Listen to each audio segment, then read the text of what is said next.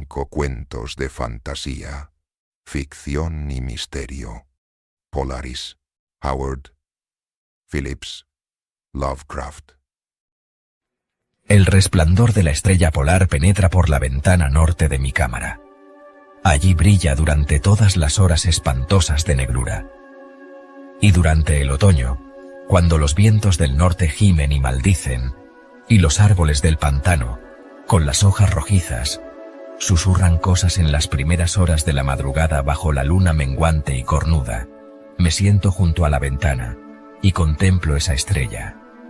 En lo alto tiembla reluciente Casiopea, hora tras hora, mientras la osa mayor se eleva pesadamente por detrás de esos árboles empapados de vapor que el viento de la noche balancea. Antes de romper el día, Arcturus parpadea rojoso por encima del cementerio de la loma, y la cabellera de Berenice resplandece espectral allá, en el oriente misterioso. Pero la estrella polar sigue mirando con recelo, fija en el mismo punto de la negra bóveda, parpadeando espantosamente como un ojo insensato y vigilante que pugna por transmitir algún extraño mensaje, aunque no recuerda nada, salvo que un día tuvo un mensaje que transmitir. Sin embargo, cuando el cielo se nubla, consigo conciliar el sueño. Nunca olvidaré la noche de la gran aurora, cuando jugaban sobre el pantano los horribles centelleos de la luz demoníaca. Después de los destellos llegaron las nubes, y luego el sueño. Y bajo una luna menguante y cornuda, vi la ciudad por primera vez. Se asentaba, callada y soñolienta, sobre una meseta que se alzaba en una depresión entre picos extraños. Sus murallas eran de horrible mármol, al igual que sus torres, columnas, cúpulas y pavimentos. En las calles había columnas de mármol en cuya parte superior se alzaban esculpidas imágenes de hombres graves y barbados. El aire era cálido y manso. Y en lo alto, apenas a 10 grados del cenit, brillaba vigilante esa estrella polar. Mucho tiempo estuve contemplando la ciudad sin que llegara el día. Cuando el rojo Aldebarán, que parpadea a baja altura sin ponerse, llevaba ya hecho un cuarto de su camino por el horizonte, vi luz y movimiento en las casas y las calles. Formas extrañamente vestidas, a un tiempo nobles y familiares, deambulaban bajo la luna menguante y cornuda. Los hombres hablaban sabiamente en una lengua que yo entendía, si bien era distinta de la que conocía. Y cuando el rojo Aldebarán hubo recorrido más de la mitad de su trayecto, volvió el silencio y la oscuridad. Al despertar ya no fui el de antes. Había quedado grabada en mi memoria la visión de la ciudad, y en mi alma había despertado un recuerdo brumoso, de cuya naturaleza no estaba entonces seguro. Después, en las noches de cielo nublado en que podía dormir, vi con frecuencia la ciudad. Unas veces bajo los rayos cálidos y dorados de un sol que nunca se ponía y giraba alrededor del horizonte. Y en las noches claras, la estrella polar miraba de soslayo como no lo había hecho nunca. Gradualmente empecé a preguntarme cuál podía ser mi sitio en aquella ciudad de la extraña meseta entre extraños picos. Contento al principio de contemplar el paisaje como una presencia incorpórea que todo lo observaba, deseé luego definir mi relación con ella, y hablar con los hombres graves que a diario discutían en las plazas. Me dije a mí mismo, esto no es un sueño, pues ¿por qué medio puedo probar que es más real esa otra vida de las casas de piedra y ladrillo, al sur del siniestro pantano y del cementerio de la loma, donde cada noche la estrella polar atisba furtiva por mi ventana? Una noche, mientras escuchaba el discurso en la gran plaza de numerosas estatuas, experimenté un cambio, y noté que al fin tenía forma corporal. Pero no era un extraño en las calles de Olatou, la ciudad de la meseta de Sarkia, situada entre los picos Noton y Cadifonek. Era mi amigo Alos quien hablaba, y su discurso era grato a mi alma, ya que era el discurso del hombre sincero y del patriota. Esa noche tuve noticia de la caída de Daikos y del avance de los Inutos, demonios achaparrados, amarillos y horribles que 5 años antes habían surgido del desconocido occidente para asolar los confines de nuestro reino y sitiar muchas de nuestras ciudades. Una vez tomadas las plazas fortificadas al pie de las montañas, su camino quedaba ahora expedito hacia la meseta, a menos que cada ciudadano resistiese con la fuerza de 10 hombres. Pues las rechonchas criaturas eran poderosas en las artes de la guerra, y no conocían aquellos escrúpulos de honor que impedían a nuestros hombres altos y de ojos grises, habitantes de Lomar, emprender una conquista despiadada. Mi amigo Alos mandaba todas las fuerzas de la meseta, y en él se cifraba la última esperanza de nuestro país. En este momento hablaba de los peligros que había que afrontar, y exhortaba a los hombres de Olatoi, los más bravos de los lomarianos, a perpetuar la tradición de sus antepasados, quienes al verse obligados a abandonar Zobna y desplazarse hacia el sur ante el avance de los hielos, incluso nuestros descendientes tendrán que dejar un día las tierras de Lomar, barrieron gallarda y victoriosamente a los Nopques, caníbales velludos y de largos brazos que se oponían a su paso. Alos me había rechazado como guerrero, ya que era débil y propenso a extraños desmayos cuando me sometía a la fatiga y al esfuerzo. Pero mis ojos eran los más agudos de la ciudad, a pesar de las largas horas que yo dedicaba cada día al estudio de los manuscritos pnacóticos y del saber de los padres esbanarianos. De modo que mi amigo, no queriendo condenarme a la inacción, me concedió el penúltimo deber en importancia.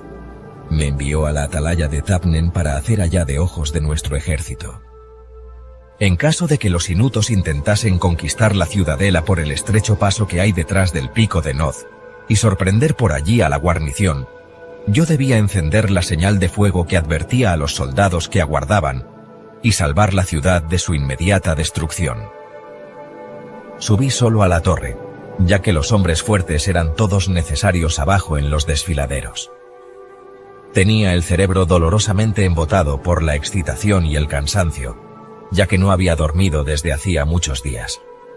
Pero mi resolución era firme, pues amaba mi tierra natal de Lomar y la marmórea ciudad de Olatoi, situada entre los picos Notón y Cadifonek. Pero cuando estaba en la cámara más alta de la torre, percibí la luna roja, siniestra, menguante, cornuda, temblando entre los vapores que flotaban sobre el lejano valle de Banov. Y a través de su abertura del techo, brilló la pálida estrella polar, parpadeando como si estuviera viva y mirando furtiva como un demonio de tentación.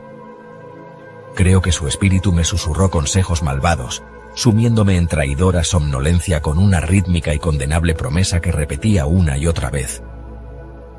Duerme, vigía, hasta que las esferas giren 26.000 años, y yo regrese al lugar donde ahora ardo. Después, otros astros surgirán en el eje de los cielos. Astros que sosieguen, astros que bendigan. Solo cuando mi órbita concluya, turbará el pasado tu puerta. En vano traté de vencer mi somnolencia, intentando relacionar estas extrañas palabras con alguno de los saberes celestes que yo había aprendido en los manuscritos pnacóticos. Mi cabeza, pesada y vacilante, se dobló sobre mi pecho. Y cuando volví a mirar, fue en un sueño, y la estrella polar sonreía burlonamente a través de una ventana, por encima de los horribles y agitados árboles de un pantano soñado. Y aún continúo soñando. En mi vergüenza y desesperación, grito a veces frenéticamente, suplicando a las criaturas soñadas de mi alrededor que me despierten. No vaya a ser que los inutos suban furtivamente por detrás del pico de Notón y tomen la ciudadela por sorpresa. Pero estas criaturas son demonios. Se ríen de mí y me dicen que no sueño. Se burlan mientras duermo. Entretanto, puede que los enemigos achaparrados y amarillos se estén acercando a nosotros con sigilo. He faltado a mi deber y he traicionado a la marmórea ciudad de Olatoi. He sido desleal a Alos, mi amigo y capitán. Sin embargo, estas sombras de mis sueños se burlan de mí. Dicen que no existe ninguna tierra de Lomar, salvo en mis nocturnos desvaríos. Que en esas regiones donde la estrella polar brilla en lo alto y donde el rojo Aldebarán se arrastra lentamente por el horizonte, no ha habido otra cosa que hielo y nieve durante milenios, ni otros hombres que esas criaturas rechonchas y amarillas, marchitas por el frío, que se llaman esquimales. Y mientras escribo en mi culpable agonía, frenético por salvar a la ciudad cuyo peligro aumenta a cada instante, y lucho en vano por liberarme de esta pesadilla en la que parece que estoy en una casa de piedra y de ladrillos, al sur de un siniestro pantano y un cementerio en lo alto de una loma. La estrella polar, perversa y monstruosa, mora desde la negra bóveda y parpadea horriblemente como un ojo insensato que pugna por transmitir algún mensaje, aunque no recuerda nada, salvo que un día tuvo un mensaje que transmitir. La casa del pasado. Argunum Blackwood. Una noche, una visión vino a mí, trayendo con ella una antigua y herrumbrosa llave. Me llevó a través de campos y senderos de dulce aroma, donde los setos ya susurraban en la oscuridad primaveral, hasta que llegamos a una inmensa y sombría casa, de ventanas conspicuas y tejado elevado, medio escondido en las sombras de la madrugada. Advertí que las persianas eran de un pesado negro y que la casa parecía revestida por una tranquilidad absoluta. «Esta», susurró ella en mi oído, «es la casa del pasado. Ven conmigo y recorreremos algunas de sus habitaciones y pasadizos, pero apresúrate, pues no tendré la llave por mucho tiempo y la noche ya casi se acaba. Aún así, por ventura, debes recordar». La llave produjo un espantoso ruido cuando giró en la cerradura, y cuando la puerta estuvo abierta a un vestíbulo vacío y hubimos entrado, escuché los sonidos de murmullos y llantos y el roce de telas como de gente moviéndose en sueños a punto de despertar. Entonces, instantáneamente, un espíritu de gran tristeza vino a mí, empapando mi alma. Mis ojos comenzaron a arder y picar, y en mi corazón advertí una extraña sensación, como si algo que había dormido por años se desenrollara.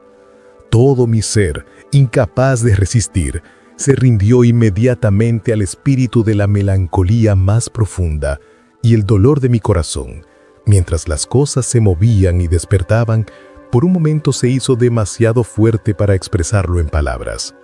Mientras avanzábamos, las débiles voces y sollozos se escaparon delante nuestro hacia el interior de la casa, y me di cuenta de que el aire estaba lleno de manos suspendidas, de vestimentas oscilantes, de trenzas colgantes y de ojos tan tristes y nostálgicos que las lágrimas, que ya casi desbordaban de los míos, se retenían por milagro ante la contemplación de tan intolerable anhelo. «No permitas que esta tristeza te aplaste», susurró la visión a mi lado. «No despiertan frecuentemente, duermen por años y años y años. Los cuartos están todos ocupados y a no ser que lleguen visitantes como nosotros a perturbarlos, jamás despertarían por propio acuerdo. Pero cuando uno se agita, el sueño de los otros también se ve perturbado y también despiertan, hasta que el movimiento es comunicado de una habitación a otra y así finalmente a través de toda la casa. Pero a veces la tristeza es demasiado grande para soportarla y la mente se debilita. Por esta razón, la memoria les entrega el sueño más dulce que posee y cuida de usar poco esta pequeña y herrumbrosa llave. Pero escucha ahora», agregó ella, tomándome la mano, «¿no oyes acaso el temblar del aire a través de toda la casa, que se asemeja a un murmullo de aguas cayendo? Y quizás ahora tú recuerdas».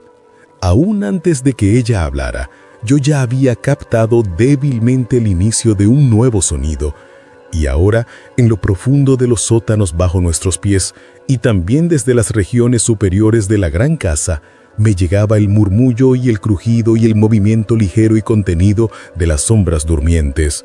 Se elevaba como una cuerda tañida suavemente de entre las inmensas e invisibles cuerdas pulsadas en algún lugar en las bases de la casa, y su vibración corría suavemente por sus paredes y techos. Y supe que había escuchado el lento despertar de los espíritus del pasado. ¡Ay de mí! Con qué terrible invasión de amargura me sostenía allí, con los ojos inundados, escuchando las tenues voces muertas mucho tiempo atrás. Porque de hecho, toda la casa estaba despertando, y en ese momento llegó hasta mi nariz el sutil y penetrante perfume del tiempo, de cartas por largo tiempo conservadas con la tinta borrosa y las cintas desteñidas, de olorosas trenzas, doradas y castañas, guardadas, tan tiernamente, entre las flores prensadas que aún conservaban la profunda delicadeza de su olvidada fragancia. La aromática presencia de memorias perdidas, el intoxicante incienso del pasado. Mis ojos se inundaron, mi corazón se contrajo y expandió mientras me rendía sin reserva a esos antiguos influjos de sonidos y olores. Estos espíritus del pasado, olvidados en el tumulto de memorias más recientes, se apretaban alrededor mío, tomaron mis manos en las suyas y siempre susurrando lo que yo hace tiempo había olvidado, siempre suspirando, exhalando de sus cabellos y vestiduras los aromas inefables de las épocas muertas, me guiaron por la gran casa, de cuarto en cuarto, de piso en piso. Pero no todos los espíritus me eran igualmente claros. De hecho, algunos tenían solamente la más débil vida y me agitaban tan poco que solo dejaban una impresión indistinta y borrosa en el aire, mientras que otros me observaban casi con reproche, con sus apagados y desteñidos ojos, como anhelando retornar a mis recuerdos, y entonces, al ver que no eran reconocidos, regresaban flotando suavemente hacia las sombras de sus habitaciones para volver a dormir imperturbados hasta el día final, cuando no fallaría en reconocerlos. Muchos de ellos han dormido por tanto tiempo que despiertan solo a duras penas. Sin embargo, una vez despiertos, te reconocen y recuerdan, aunque tú no logres hacerlo, pues es la regla de la casa del pasado que, mientras tú no los evoques claramente ni recuerdes precisamente cuándo los conociste y con qué causas particulares de tu evolución pasada están asociados, no pueden mantenerse despiertos, a menos que los recuerdes cuando sus ojos se encuentren, a menos que su mirada de reconocimiento les sea devuelta por la tuya. Están obligados a regresar a su sueño, silenciosa y desconsoladamente, sus manos sin estrechar, sus voces sin ser oídas, para soñar un sueño inmortal y paciente, hasta que, en ese instante, sus palabras se extinguieron repentinamente en la distancia y tomé conciencia de un abrumador sentimiento de deleite y alegría. Algo me había tocado los labios y un fuego poderoso y dulce se precipitó hacia mi corazón y envió la sangre tumultuosamente por mis venas. Mi pulso latía locamente, mi piel resplandecía, mis ojos se enternecieron y la terrible tristeza del lugar fue instantáneamente disipada, como por arte de magia. Volviéndome con una exclamación de júbilo, que de inmediato fue tragada por el coro de sollozos y suspiros que me rodeaban, observé e instintivamente adelanté mis brazos en un rapto de felicidad hacia la visión de un rostro, cabello, labios, ojos. Una tela dorada rodeaba el hermoso cuello y el antiguo perfume del este. Por las estrellas, ¿cuánto hace de ello? Estaba en su aliento. Sus labios nuevamente estaban en los míos, su cabello sobre mis ojos, sus brazos alrededor de mi cuello y el amor de su antigua alma vertiéndose en la mía a través de unos ojos todavía fulgurantes y claros. ¡Oh, el feroz tumulto! La maravilla inenarrable. Si solo pudiese recordar. Aquel aroma, sutil y disipador de brumas, de muchas eras atrás, una vez tan familiar antes de que las colinas de Atlántida estuvieran sobre el mar azul, o que las arenas comenzaran a formar el lecho de la Esfinge. Pero, un momento, ya regresa, comienzo a recordar. Cortina tras cortina se levantan de mi alma, y casi puedo ver más allá.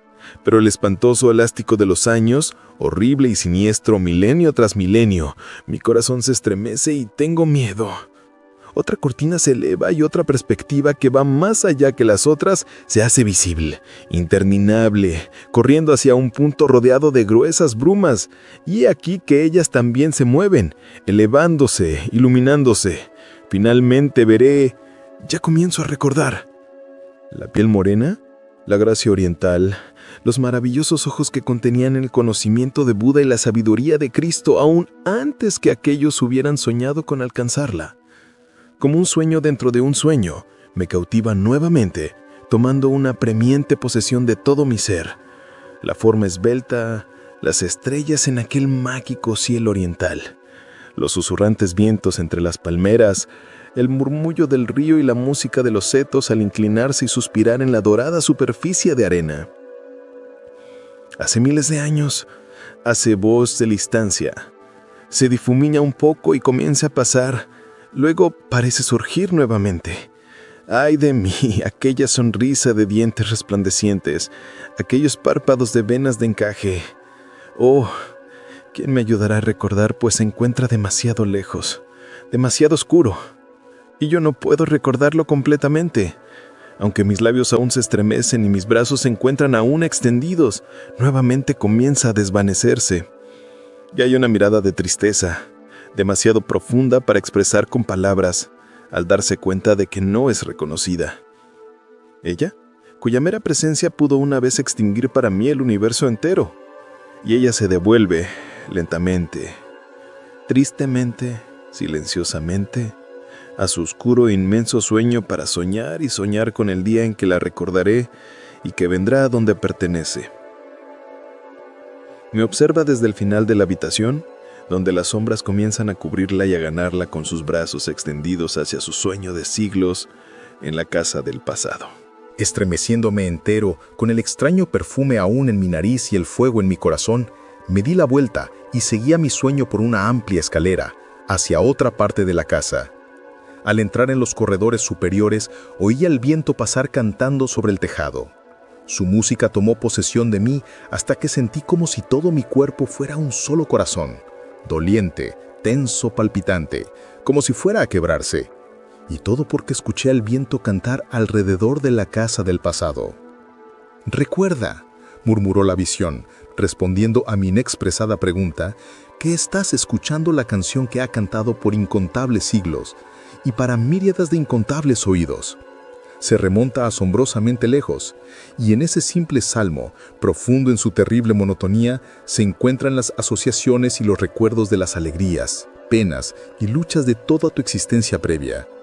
El viento, como el mar, le habla a la memoria más íntima», agregó, «y es por eso que su voz es de tal tristeza, profundamente espiritual. Es la canción de las cosas por siempre incompletas, inconclusas, insatisfechas». Mientras pasábamos por las abovedadas habitaciones, advertí que nadie se agitaba. Realmente no había ningún sonido, solo una impresión general de una respiración profunda y colectiva, como el vaivén de un mar amortiguado.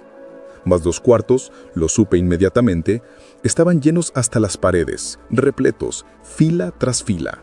Y desde los pisos inferiores a veces elevaba el murmullo de las sombras llorosas al retornar a su sueño, instalándose nuevamente en el silencio, la oscuridad y el polvo. El polvo, oh, el polvo que flotaba en esta casa del pasado, tan denso, tan penetrante, tan fino que llenaba los ojos y la garganta sin dolor, tan fragante que aliviaba los sentidos y tranquilizaba el corazón, tan suave que resecaba la boca sin molestar, y cayendo tan silenciosamente, acumulándose, posándose sobre todo, que el aire lo sostenía como una fina bruma, y las sombras durmientes lo usaban como mortajas. «Y estas son las más antiguas», dijo mi sueño. «Las dormidas hace más tiempo», apuntando hacia las filas repletas de silenciosos durmientes. «Nadie aquí ha despertado por siglos, demasiados para contarlos. Y aun si despertaran, no podrías reconocerlos.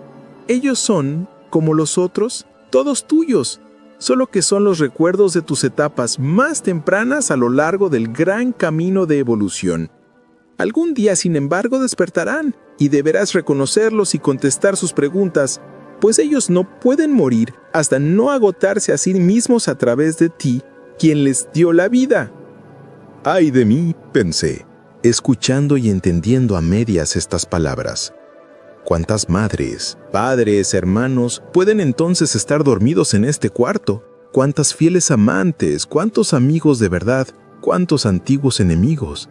Y pensar que un día se levantarán y me confrontarán, y yo deberé encontrarme con sus ojos nuevamente, reclamarles, conocerlos, perdonarlos y ser perdonado. Los recuerdos de todo mi pasado. Me volteé para hablarle al sueño a mi lado. y toda la casa se disolvió en el brillo del cielo oriental y escuché a los pájaros cantando y vi a las nubes arriba velando las estrellas en la luz del día que se acercaba.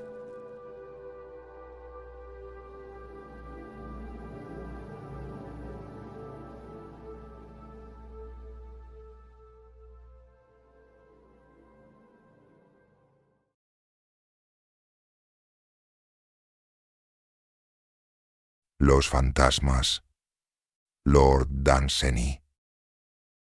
La discusión que sostuve con mi hermano en su gran casa solitaria escasamente interesará a mis lectores. No sucederá así con aquellos, al menos eso espero, a quienes logre interesar con el experimento que yo emprendí y por las extrañas cosas que me acontecieron en aquella desconocida región a la que permití, ligera e ignorantemente, penetrar a mi imaginación.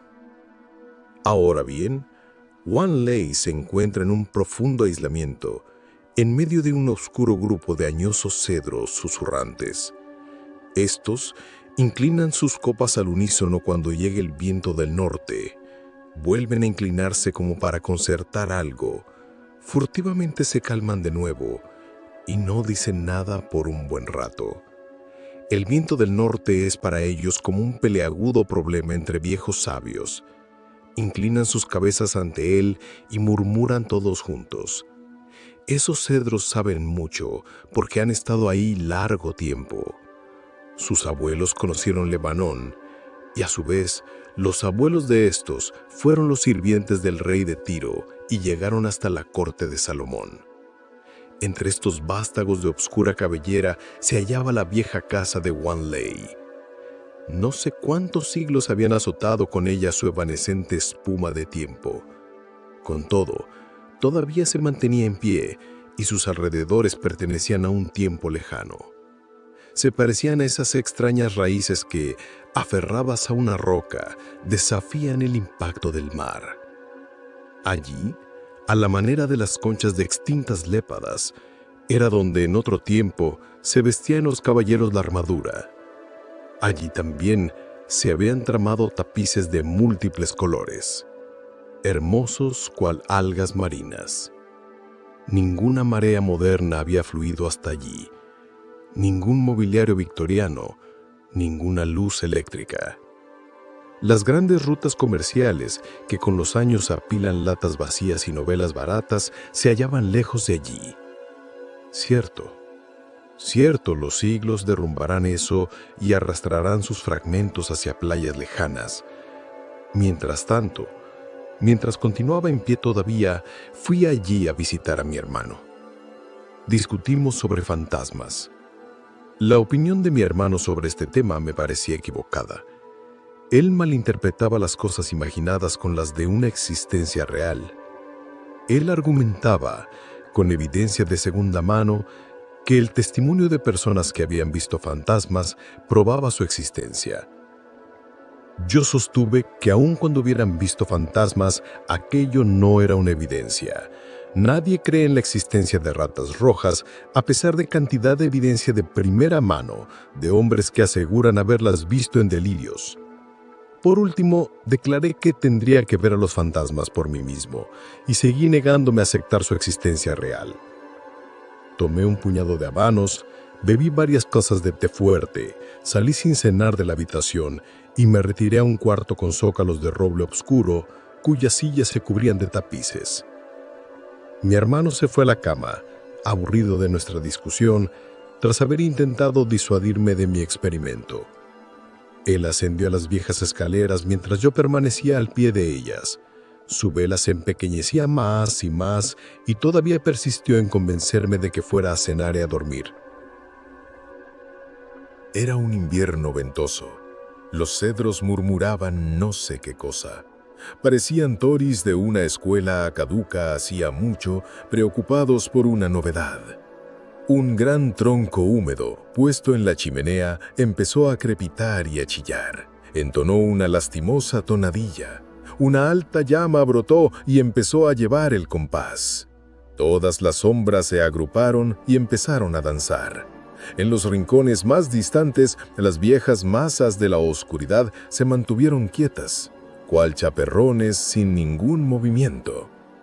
Más allá, en la parte más oscura del cuarto, había una puerta que siempre se conservaba cerrada. Conducía a un pasillo que nadie transitaba. Cerca de aquella puerta había ocurrido algo, cierta vez, que consistía en una mancha para la familia. No se hablaba de eso. Allí, a la luz del fuego, se recortaban las formas venerables de las viejas sillas. Las manos forjadoras de sus tapices yacían bajo tierra. Las agujas con las cuales la habían tejido estaban convertidas en hojuelas de mono. Ahora nadie tejía en aquel viejo cuarto, nadie sino antiguas y asiduas arañas que, observando el lecho de muerte de las cosas de antaño, hilaban mortajas para conservar sus restos. El núcleo de los frisos de roble apolillados yacía bajo mortajas dispersas. A buen seguro, en una hora semejante, en un cuarto semejante, una fantasía excitada por el hambre y el té fuerte podría ver los fantasmas de los antiguos habitantes.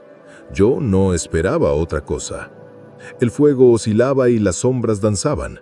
Recuerdos de extraños sucesos históricos se despertaron con vividez en mi mente. El reloj de 7 pies de altura dio solemnemente la medianoche y nada sucedió. Mi imaginación se conservaba tranquila. Me invadió el frío de la madrugada y ya casi me había abandonado al sueño cuando del pasillo adjunto se acercó el crujido de unos vestidos de seda, ansiados y esperados. Entonces, de dos en dos, entraron unas damas de noble cuna, con sus galanes de los tiempos jacobinos. Eran poco menos que sombras muy dignas y casi informes, pero todos ustedes ya han leído historias sobre fantasmas, de modo que casi no hay necesidad de describirlos. Así pues, entraron varios de ellos, ocuparon las viejas sillas, quizás un poco despreocupadamente si se toma en cuenta el valor de los tapices. Después cesó el crujido de sus vestidos. Bien. Había visto fantasmas y no estaba ni asustado ni convencido de que existieran. Estaba a punto de levantarme de la silla para marcharme a la cama cuando llegó desde el corredor un sonido de pasos, un sonido de pies desnudos acercándose hacia el piso pulido. De vez en cuando se percibía que alguien resbalaba, arañaba el piso de madera como un cuadrúpedo y luego reganaba el equilibrio. No estaba asustado, sino inquieto. Las pisadas se acercaban al cuarto en el que yo estaba. Oí después que unas como aletas expectantes olfateaban el aire.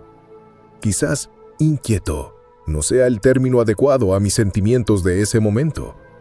De súbito, una manada de criaturas negras, más grandes que podencos, llegó galopando.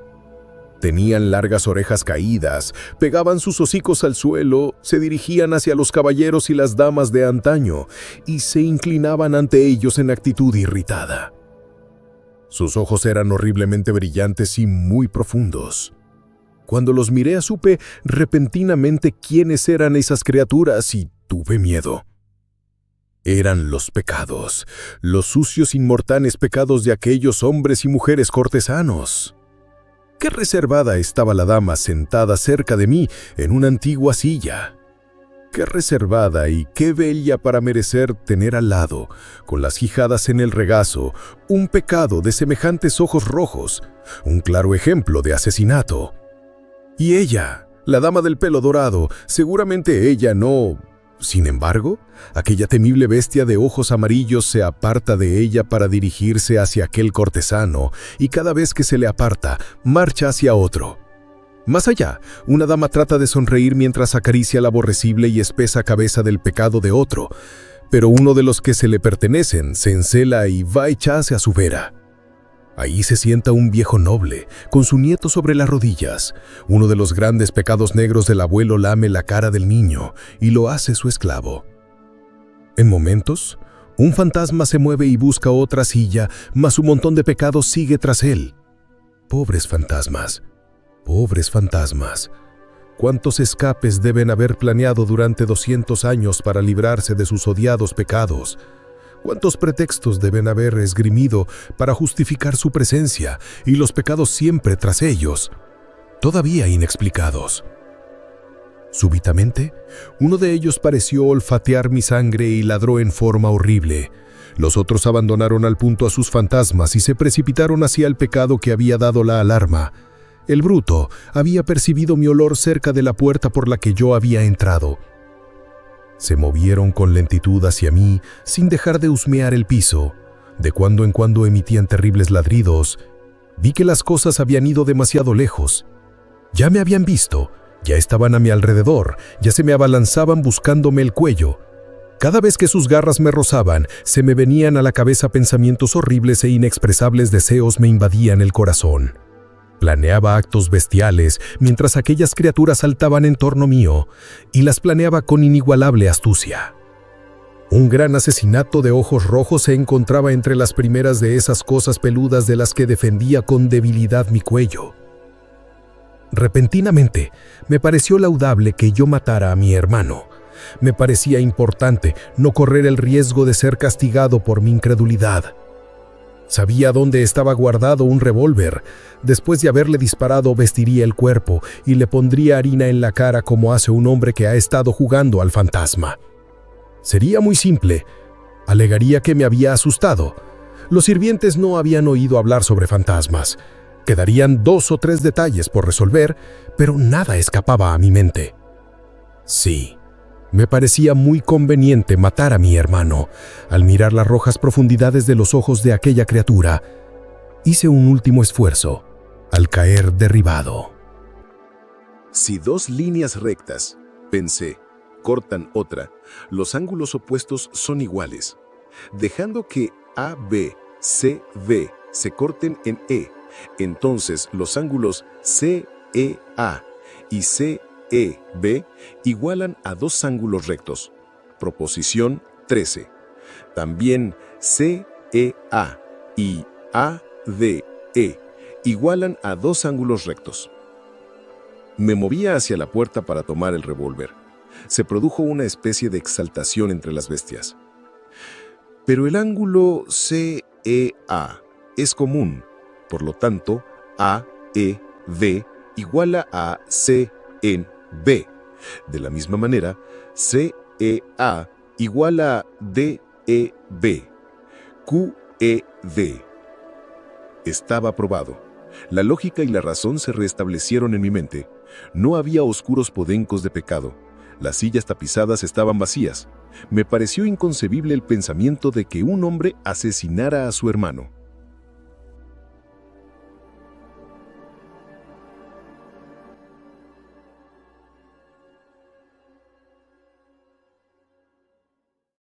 El relato del niño. Charles Dickens. Una vez, hace ya muchos años, hubo un caminante que partió para un prolongado viaje. Era un viaje mágico, que parecía muy largo al comienzo y muy corto cuando llegó a la mitad de la ruta.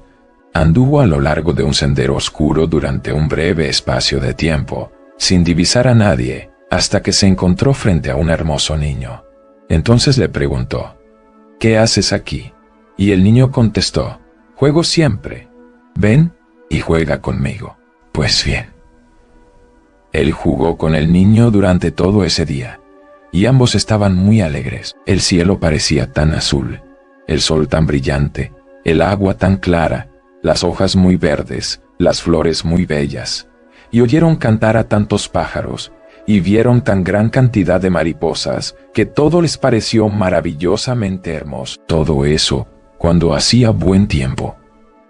Si llovía, les gustaba contemplar las gotas que caían y percibir el olor de frescos aromas. Cuando el viento soplaba era delicioso escucharlo, e imaginar lo que quería decir al lanzarse desde su guarida. Solían preguntarse dónde estaba situada.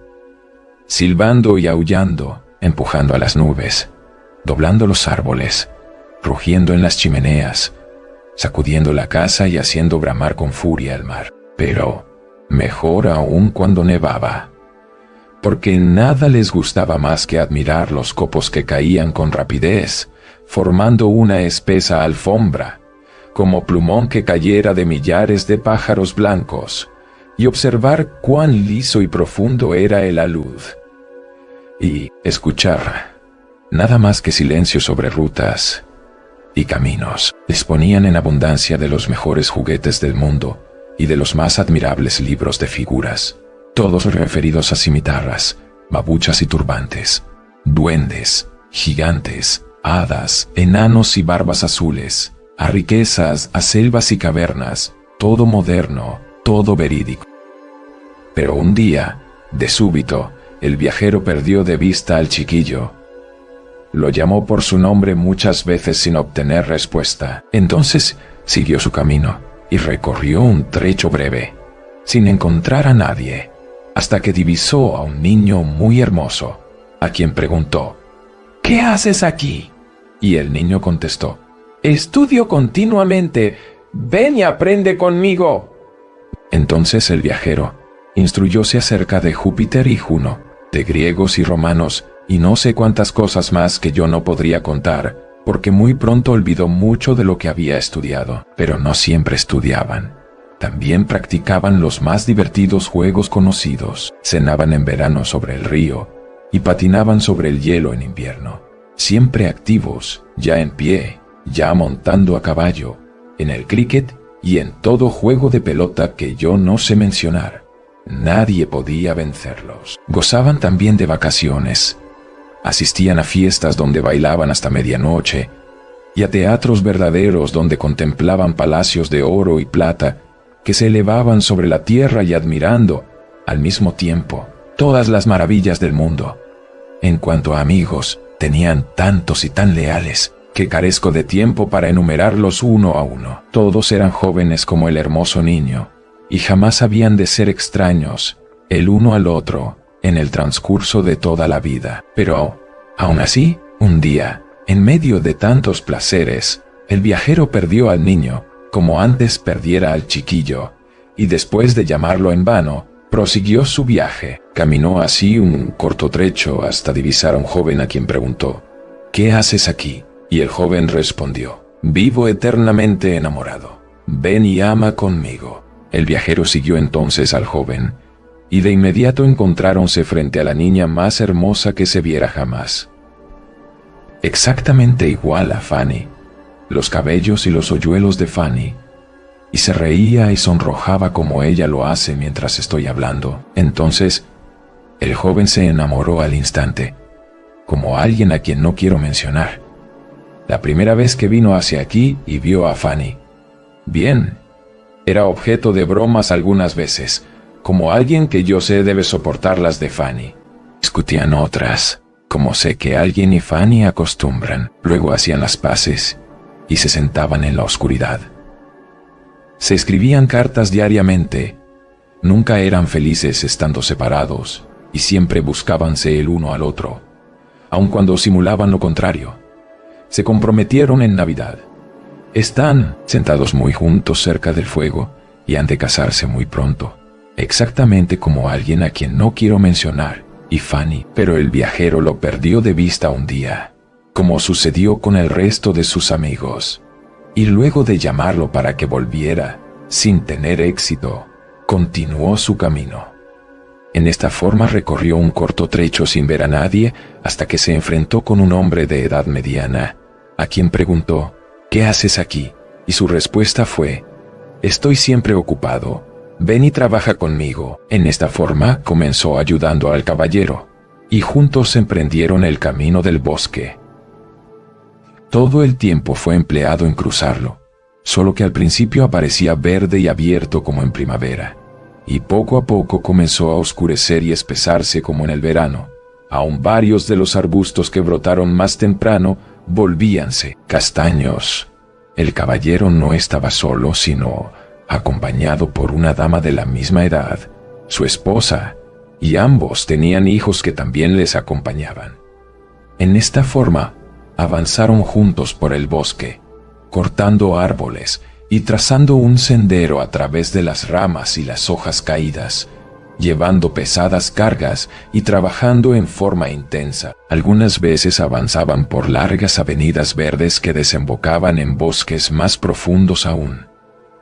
Allí oían una vocecilla muy distante que gritaba: «Padre, padre, soy un nuevo hijo. Detente y llévame contigo». Al mismo tiempo, una figura menuda, que se agrandaba al adelantarse, acudía corriendo a reunírsele.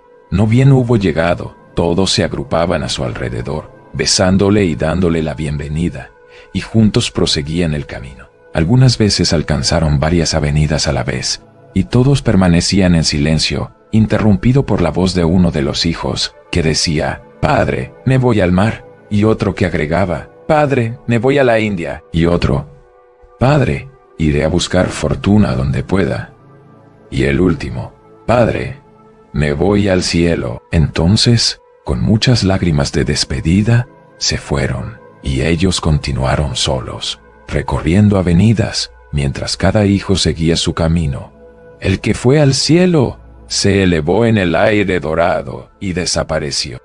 Siempre que estas separaciones tenían lugar, el viajero miraba al caballero y lo veía contemplar el cielo por entre los árboles. Cuando el día empezaba a declinar y la noche se acercaba, observó también que sus cabellos se volvían grises, pero nunca pudo descansar por mucho tiempo, pues debía alcanzar la meta y necesitaba estar siempre en acción. Al fin hubo tantos alejamientos que no quedó ningún hijo, y solo el caminante. El caballero y la dama continuaron juntos el viaje. El bosque ya era amarillo, luego se tornó castaño, y las hojas de los árboles, aún hasta los de la floresta, comenzaron a caer. Entonces llegaron hasta una avenida más oscura aún que las anteriores, donde eran empujados hacia adelante sin permitírselos mirar atrás, cuando la dama se detuvo. «Esposo mío», dijo, «siento que me llaman». Escucharon entonces una voz que en lo alto decía: «Madre, madre». Era la voz del primer hijo, y ella agregó: «Me voy al cielo». El padre suplicó: «Todavía no, te lo ruego. La noche ya se acerca. Espera un poco más». Pero la voz continuó: «Madre, madre», sin hacerle caso, a pesar de su cabello ya completamente blanco y de las lágrimas que rodaban por su rostro. La madre empujaba ya hacia la sombra de la oscura avenida. Continuaba rodeando con sus brazos el cuello de su marido, mientras lo besaba, diciéndole: «Mi adorado, me llaman y debo irme». Se fue y los dos quedaron solos entonces, y continuaron juntos hasta llegar muy cerca del final del bosque, tan cerca que podían observar entre los árboles la puesta del sol, que tenía el cielo de un color brillante. Entonces, una vez más, mientras se abría camino entre las ramas, el viajero perdió a su amigo. Llamó y llamó, pero no obtuvo respuesta. Y cuando salió del bosque y contempló el sol ocultándose en un horizonte purpúreo, divisó a un anciano sentado sobre un árbol caído. Le preguntó entonces: «¿Qué haces aquí?». Y el anciano contestó con una sonrisa tranquila: «Estoy siempre recordando. Ven y recuerda conmigo». El peregrino se sentó al lado del anciano, de frente al sereno anochecer, y todos sus amigos volvieron en silencio y permanecieron a su alrededor. El lindo chiquillo, el niño hermoso, el joven enamorado, el padre, la madre y los hijos, todos estaban allí y nadie se perdió de vista. Entonces los amó a todos y fue cariñoso e indulgente con ellos.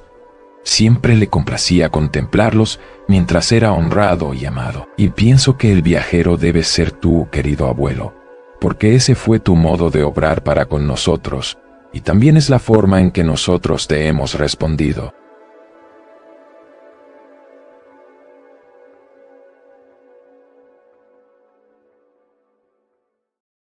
Dragon, Ray Bradbury. La noche soplaba en el escaso pasto del páramo. No había ningún otro movimiento. Desde hacía años, en el casco del cielo, inmenso y tenebroso, No volaba ningún pájaro. Tiempo atrás, se habían desmoronado algunos pedruscos convirtiéndose en polvo. Ahora, solo la noche temblaba en el alma de los dos hombres, encorvados en el desierto, junto a la hoguera solitaria. La oscuridad les latía calladamente en las venas, les golpeaba silenciosamente en las muñecas y en las sienes. Las luces del fuego subían y bajaban por los rostros despavoridos y se volcaban en los ojos como jirones anaranjados. Cada uno de los hombres espiaba la respiración débil y fría y los parpadeos del lagarto del otro. Al fin, uno de ellos atizó el fuego con la espada. No, idiota, nos delatarás. ¿Qué importa? El dragón puede olernos a kilómetros de distancia. Dios, hace frío. Quisiera estar en el castillo. Es la muerte, no el sueño, lo que buscamos. ¿Por qué? ¿Por qué? El dragón nunca entra en el pueblo. Cállate, tonto. Devora a los hombres que viajan solos desde nuestro pueblo al pueblo vecino. Que se los devore y que nos deje llegar a casa. Espera, escucha. Los dos hombres se quedaron quietos. Aguardaron largo tiempo, pero solo sintieron el temblor nervioso de la piel de los caballos, como tamboriles de terciopelo negro que repicaban en las argollas de plata de los estribos, suavemente, suavemente. ¡Ah! El segundo hombre suspiró. ¡Qué tierra de pesadillas! Todo sucede aquí. Alguien apaga el sol, es de noche. Y entonces, ¡oh Dios, escucha! Dicen que este dragón tiene ojos de fuego y un aliento de gas blanquecino. Se le ve arder a través de los páramos oscuros. Corre echando rayos y azufre, quemando el pasto. Las ovejas aterradas enloquecen y mueren. Las mujeres dan a luz criaturas monstruosas. La furia del dragón es tan inmensa que los muros de las torres se conmueven y vuelven al polvo. Las víctimas, a la salida del sol, aparecen dispersas aquí y allá sobre los cerros. ¿Cuántos caballeros, pregunto yo, habrán perseguido a este monstruo y habrán fracasado como fracasaremos también nosotros? Suficiente, te digo. Más que suficiente.